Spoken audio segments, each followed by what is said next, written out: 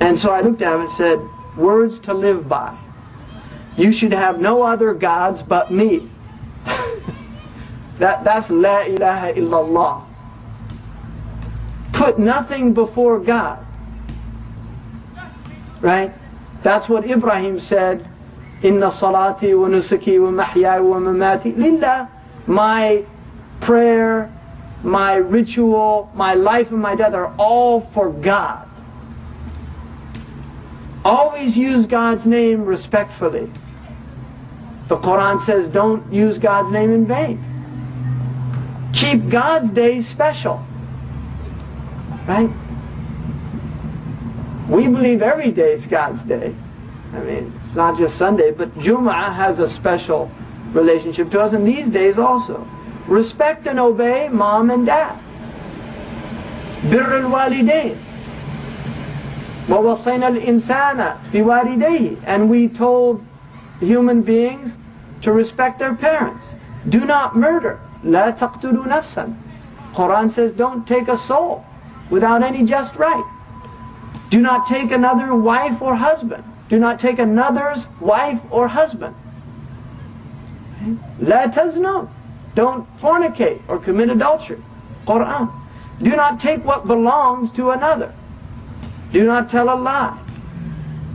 Do not want what is not yours. I can't argue with any of that. It's all true. And if it comes from a Christian, it's as true for a Muslim as it is for a Christian or a Jew. And the same thing, if a Christian read the Quran with an open heart, he would find, or she would find, that most of what's in the Quran is actually in perfect consistency with their own beliefs and values.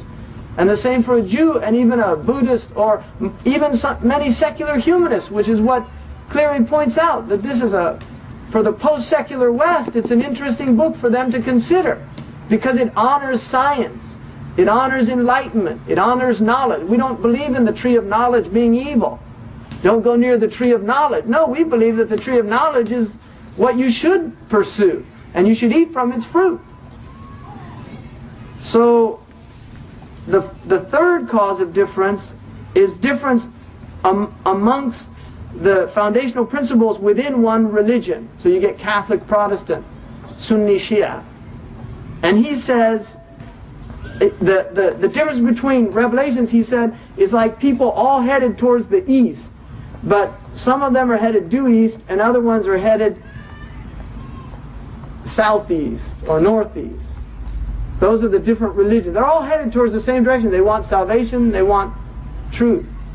But they've gone, some of them have gone different.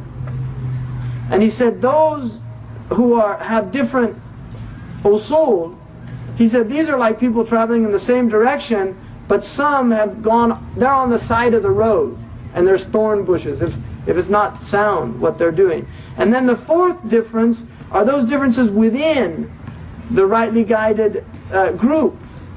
And there's plenty of room, and he said that's like a wide road. The Quran calls Islam the broad road. It's not the straight and narrow. It's the straight and broad. And there's plenty of room for everybody. Muslim, that's the beauty in Islamic society.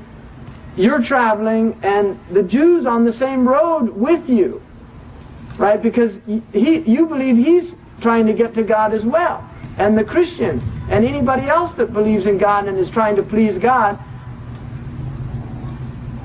And that's why you're supposed to protect their churches, their cities. That's the duty of Muslims, is to protect other people's religions as well, not just Islam. And he says there's plenty of room for that. And just in the end, I want to mention one thing about also Daniel Pearl.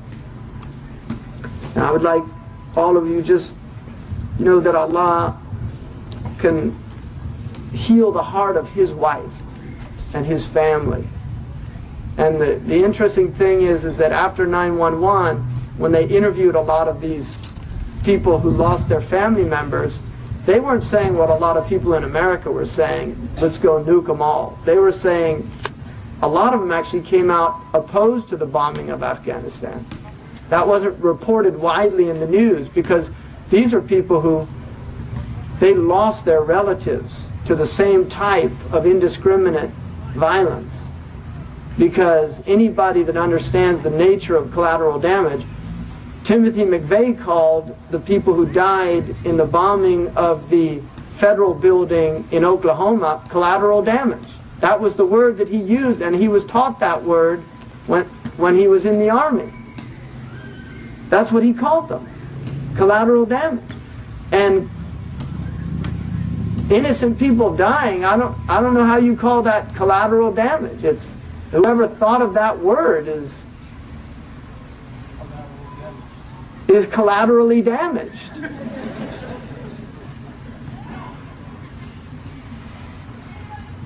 They used to call this, in this country in World War I and II, it was called the Department of War. But when they'd go around making speeches, we need more money for war.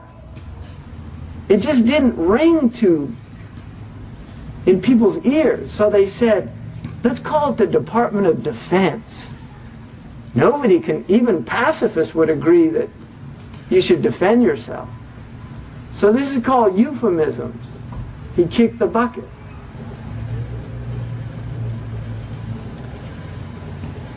So there's a lot to do, and I think we should be committed to trying to spread peace. The Prophet ﷺ said, Afshu salam, spread peace. The Prophet taught us every single prayer 5 times a day. He used to say after the prayer, Allahumma anta salam. Oh Allah, you are peace. Wa minka salam. And to you peace returns. And from you comes peace. Wa ilayka ta'ud as-salam. And to you returns peace. Fa'ahyina bis-salam. Cause us to live in peace. How can you say that Islam is a warmongering religion when that's the prayer of Muslims 5 times a day? And the Quran says, if you're fighting non-Muslims, even if you have the upper hand, if they incline towards peace, you incline too. And the only reason in Islam given to wage war, there are only 2 reasons given in the entire Quran to wage war. If your land is taken from you, or if people are trying to stop you from from worshiping your Lord. Physically trying to coerce you into leaving your religion, you're permitted to defend your faith. Those are the only 2 reasons. And the Quran says God does not prohibit you from befriending and showing kindness and sharing in your wealth peoples of other religions who do not fight you in what you believe or chase you out of your homes. And God loves those who are just. And this is the message of Islam. So, just in that spirit, I want to say a prayer. This is called San Francisco, which is the city of St. Francis. And I was in Rome at an ecumenical council with major leaders of the Christian religion and of the Muslim world. And there were 2, one from the community of Imam Warithuddin Muhammad and myself were there as American Muslims, and the Sheikh, the Mufti of Egypt, and some of the leading scholars from Morocco and Saudi Arabia and other places, and Sheikh Abdullah bin Bayya was there, and that's how I was invited, was through him. The day, it just so happened that on the day of our convocation, it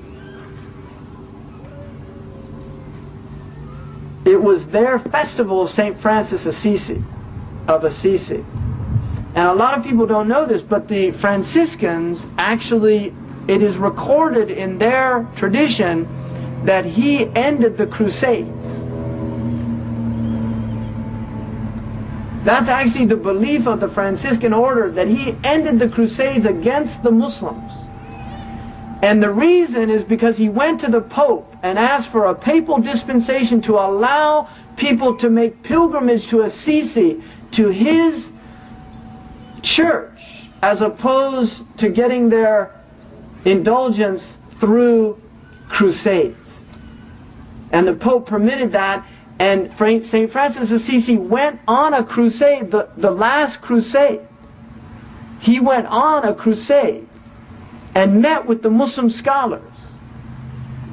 And they were amazed at this man. And